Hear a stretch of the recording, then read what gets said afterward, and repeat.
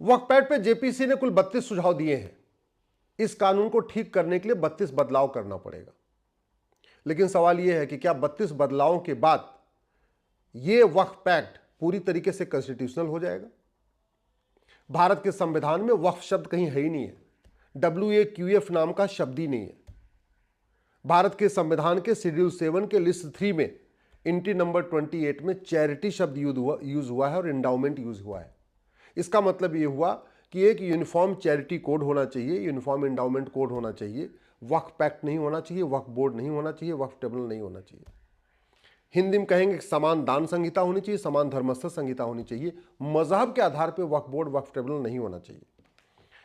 भारत के संविधान में जमीन का जो विवाद है उसका विवाद का समाधान करने के लिए कोर्ट की व्यवस्था हुई है। आपकी रेवेन्यू कोर्ट है, नीचे डिस्ट्रिक्ट कोर्ट है, फिर हाई कोर्ट है, फिर सुप्रीम कोर्ट है। ADM के यहाँ मुकदमा चलता है, तहसीलदार के यहाँ मुकदमा चलता है, SDM के यहाँ मुकदमा चलता है, और सबका मुकदमा वहीं चलता है। हिंदू, जैन, बौद्ध, सिख, पारसी, ईसाई, बहाई, सबका वहीं चलता है। लेकिन एक कम्युनिटी का मुकदमा वक्फ बोर्ड में चलेगा, वक्फ ट्रिब्यूनल में चलेगा। अब सवाल यह है कि जब भारत में संविधान है, प्रीएम्बल में सेकुलर शब्द जोड़ा गया है, तो फिर एक पर्टिकुलर कम्युनिटी के लिए वक्फ बोर्ड, वक्फ ट्रिब्यूनल क्यों? फिर पारसी बोर्ड और पारसी ट्रिब्यूनल क्यों नहीं? फिर जैन बोर्ड, जैन ट्रिब्यूनल क्यों नहीं? बहाइयों के लिए अपना बोर्ड, अपना उनका ट्रिब्यूनल क्यों नहीं होना चाहिए? ईसाइयों के लिए अपना ईसाई बोर्ड, ईसाई ट्रिब्यूनल क्यों नहीं होना चाहिए? बाकी सबके लिए एक व्यवस्था और एक कम्युनिटी के लिए अलग व्यवस्था। मैं इस जेपीसी के सुझावों का स्वागत करता हूं। सरकार जो अमेंडमेंट ले आई उसका स्वागत करता हूं। सरकार ने जो प्रयास किया है उसका स्वागत करता हूं। लेकिन कुछ सवाल है कि इस देश में बहुविधान चलेगा या संविधान चलेगा? अगर जब संविधान चलेगा तो संविधान का अर्थ होता है एक समान विधान, सबके लिए समान विधान। अब अभी भी अगर ये सारे अल्पसंख्यकों के लिए एक होता तो भी समझ में आती बात कि भाई ठीक है, माइनॉरिटी को डिफाइन कर दिया जाता और माइनॉरिटीज की अलग से व्यवस्था कर दी जाती। लेकिन मुस्लिम्स तो माइनॉरिटी में है लेकिन एक्चुअली नहीं होना चाहिए, तो फिर उनके लिए अलग से प्रावधान क्यों? दूसरा, आर्टिकल 14, 15, 16 का क्या होगा जो उससे कहता है किसी से भेदभाव करना नहीं करना, कुछ नहीं करना। दूसरा, वक्फ पैक्ट, वक्फ बोर्ड, वक्फ ट्रिब्यूनल सब एक कम्युनिटी के लिए है, और जो वक्फ बोर्ड के मेंबर होंगे, जो वक्फ ट्रिब्यूनल के मेंबर होंगे, उनका वेतन भत्ता, गाड़ी, बंगला, पेंशन, वो सब कुछ कहां से आएगा? तो आर्टिकल 27 का वायलेशन हो गया है। तो क्योंकि वो तो जो GST देते हैं, इनकम टैक्स देते हैं, टोल टैक्स देते हैं, रोड टैक्स देते हैं, तो सब बड़ी सीधी सी बात है। क्या इस देश के हिंदू, जैन, बौद्ध, सिख जो टैक्स दे रहे हैं, इनकम टैक्स दे रहे हैं, GST दे रहे हैं, वो वक्फ बोर्ड खड़ा करने के लिए दे रहे हैं, वक्फ ट्रिब्यूनल चलाने के लिए दे रहे हैं, वो एक कम्युनिटी के लिए अलग से मंत्रालय चलाने के लिए दे रहे हैं क्या? नहीं। तो आर्टिकल 27 का भी तो वायलेशन हुआ। मैं फिर से कह रहा हूं, सरकार जो कर रही है मैं उसका स्वागत करता हूं, लेकिन ये पर्याप्त नहीं है। मजहब के आधार पर विभाजन हो चुका है। मजहब के आधार पर अगर कुछ भी रहेगा तो आगे समस्या आएगी। सरकार अगर इस वक्फ पैक्ट में अभी 32 सुझाव ले आके पुराने वाले को ठीक कर रही है, तो फिर कोई अगर सरकार आई तो वो पूरा इस 32 सुझाव खत्म करके पुराने वाले कानून को फिर से बहाल कर देगी, तब क्या होगा? दूसरा, इन 32 सुझावों के बाद भी जो 1950 के बाद अनगिनत प्रॉपर्टी वक्फ बोर्ड ने क्लेम कर लिया, उसका क्या होगा? क्योंकि आज़ादी जब 1950 में तो 50,000 एकड़ भी नहीं थी, अब तो 10 लाख एकड़ हो गई है। तो ये 9.5 लाख एकड़ बढ़ी है एकाएक, जबरदस्ती उसको वक्फ उसमें दिखा दिया गया है, उसका क्या होगा? नए वाले वक्फ होंगे वो तो रजिस्टर होंगे, लेकिन जो पुराने वाले वक्फ जबरदस्ती के रजिस्टर में चढ़ा दिए गए हैं, बिना रजिस्ट्रेशन के ही, बिना विल के ही, बिना बाकायदा नोटराइज किए हुए, उनका क्या होगा? एक बात और, हिंदू, जैन, बौद्ध, सिख सबसे ज़्यादा दान करते हैं भारत में। वो मठ मंदिर बनाएंगे, वो गौशाला बनाएंगे, वो धर्मशाला बनाएंगे। आपस में अगर विवाद होगा फिर तो कोर्ट में चलेगा। लेकिन सवाल ये है, अगर कोई मुस्लिम आके उस पर अपना क्लेम कर देगा तो वक्फ प्रॉपर्टी है, फिर उसका मुकदमा कहाँ जाएगा? उसका तो वक्फ ट्रिब्यूनल में चला जाएगा, वक्फ बोर्ड में चला जाएगा।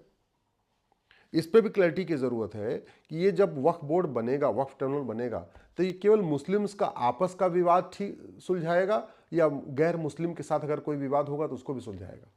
आखिर मान लीजिए अग्रवाल धर्मशाला बन रही है, जैन धर्मशाला बन रही है, या जैन मंदिर बन रहा है, या आपके बिरला मंदिर बन रहा है।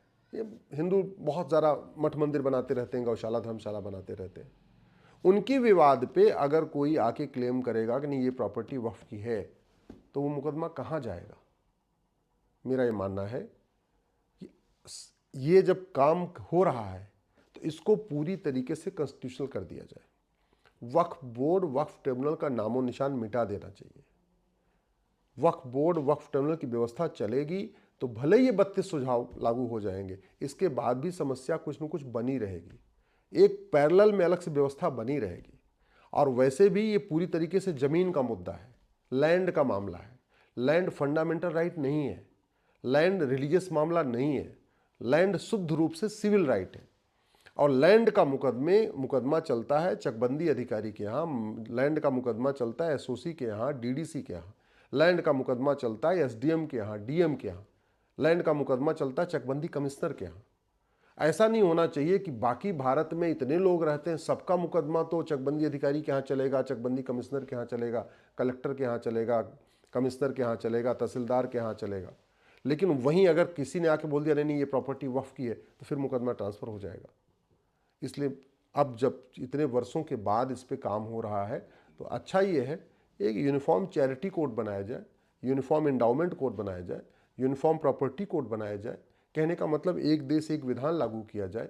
अलग से रिलीजन के आधार पे इन चीज़ों को ख़त्म करना चाहिए, चाहे वक्फ बोर्ड हो, चाहे वक्फ ट्रिब्यूनल हो, चाहे मजहब के आधार पे जो कुछ नियम कानून चल रहा है, मजहब के आधार पे जो भी योजनाएं चल रही हैं, मजहब के आधार पे जितने भी बोर्ड हैं, मजहब के आधार पे जो भी ट्रिब्यूनल है, ये नहीं चलना चाहिए। ये विभाजन की एक फाउंडेशन तैयार कर रहा है। एक आदमी को अलग से प्रिविलेज दे के, अलग से उसको विशेष दर्जा दे के, वो हम कहते नहीं उसको वीआईपी बना दे रहे हैं। क्या मुस्लिम्स इस देश की वीआईपी हैं क्या कि उनको अलग से प्रोटोकॉल चलेगा, अलग से उनके लिए कोर्ट चलेगी, अलग से उनकी व्यवस्था चलेगी, उनके लिए अलग से उनका सर्वेयर अलग होगा?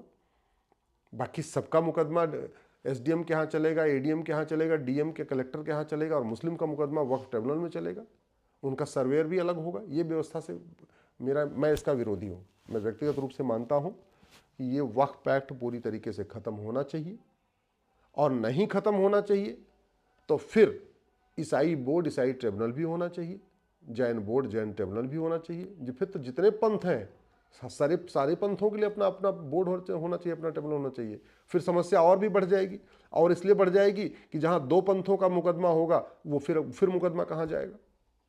आज की डेट में आखिर ये समस्या बनी हुई है ना कि अमेंडमेंट के बाद अभी भी ये दिक्कत बनी हुई है कि अगर बिरला मंदिर जहाँ चल रहा है, उस बिरला मंदिर में अगर कोई आके कहेगा ये वक्फ प्रॉपर्टी है, तो मुकदमा कहाँ जाएगा? ये प्रॉपर्टी इस समस्या बनी हुई है।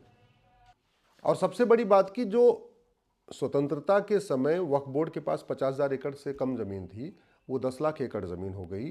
पार्कों पे कब्जा कर लिया है, ऊसर ज़मीन पे कब्जा कर लिया, बंजर ज़मीन पे कब्जा कर लिया, खेल के मैदान पे कब्जा कर लिया, दूसरों की ज़मीन पे कब्जा कर लिया, सड़क किनारे कब्जा कर लिया, जितने जहाँ जगह जगह दरगाह बना के उसको वक्फ प्रॉपर्टी डिक्लेयर कर दिया, मज़ार बना के वक्फ प्रॉपर्टी डिक्लेयर कर दिया, पक्का कब्रिस्तान बना के वक्फ प्रॉपर्टी डिक्लेयर कर दिया। उन ज़मीनों का विवाद कहाँ जाएगा? जो लोग वहाँ पीड़ित हैं वो कहाँ जाएंगे? क्या फिर उसी वक्फ बोर्ड के सामने जाएंगे, उसी वक्फ ट्रिब्यूनल के सामने जाएंगे? अगर वहाँ जाएंगे तो उनको तो न्याय मिलेगा नहीं। फिर तो उनको हर प्रदेश की राजधानी में, क्योंकि वक्फ बोर्ड, वक्फ ट्रिब्यूनल तो प्रदेश की राजधानी में रहेगा। तो अगर ये इस पर अगर फैसला नहीं हुआ कि मेरठ के व्यक्ति की ज़मीन पर जो वक्फ बोर्ड ने कब्जा किया है उसका मुकदमा अब मेरठ में चलेगा या उसको अभी भी लखनऊ जाना पड़ेगा? झबुआ की ज़मीन पे जहाँ वक्फ बोर्ड ने कब्जा कर लिया उसका मुकदमा अब झबुआ की लोकल कोर्ट में चलेगा या उसको भोपाल जाना पड़ेगा? अमरावती और अकोला की ज़मीन पे जहाँ वक्फ बोर्ड ने कब्जा किया है उसका मुकदमा अब अमरावती अकोला में चलेगा, कोल्हापुर में चलेगा, या उसको अभी भी मुंबई जाना पड़ेगा? अगर अभी भी मुंबई जाना पड़ेगा तो फिर संविधान कहाँ होगा? फिर तो एक देश एक विधान नहीं हुआ, फिर तो सबको समान अधिकार नहीं हुआ, फिर तो सबको समान अवसर नहीं मिला, फिर तो सबको कहते हैं जो फंडामेंटल राइट है फिर तो उसका वायलेशन बना रहेगा। फिर equality before law, equal protection of law का मतलब क्या रह गया? सब एक समान है, सबको सबके एक समान अधिकार है, सबको समान जो है अवसर मिलेगा, वो कहाँ गया? इसलिए मेरा ये मानना है ज़्यादा अच्छा होगा इस कानून को ख़त्म कर दिया जाए। ये कांग्रेस का महापाप है। 1954 में नेहरू ने बनाया, उसके बाद इंदिरा गांधी ने मजबूत किया, उसके बाद इसको राजीव गांधी ने मजबूत किया, फिर नरसिम्हा राव ने मजबूत किया, फिर मनमोहन सिंह ने मजबूत किया।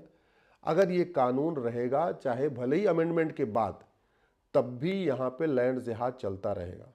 ये कानून लैंड जिहाद के लिए बनाया गया था। भले ही 32 सुझाव आ जाएंगे, लेकिन जो पहले जो लैंड जहाँ पे ज़मीनों पे कब्जा हो चुका है उनको वापस ले पाना मुश्किल हो जाएगा। वो ज़मीनें वापस तभी होंगी जब ये कानून पूरी तरीके से ख़त्म करके, जैसे सिविल प्रोसीजर कोड सबके लिए लागू है वैसे ही एक समान दान संहिता बने, समान धर्मस्थल संहिता बने, सबका मुकदमा बाकायदा डिस्ट्रिक्ट कोर्ट में हो, तहसीलदार के यहाँ हो, एसडीएम के यहाँ हो, एडीएम के यहाँ हो, जहाँ पे भी हो सबके लिए वो एक ही कोर्ट होना चाहिए, अलग अलग नहीं होना चाहिए। तब जाके लैंड जिहाद रुकेगा।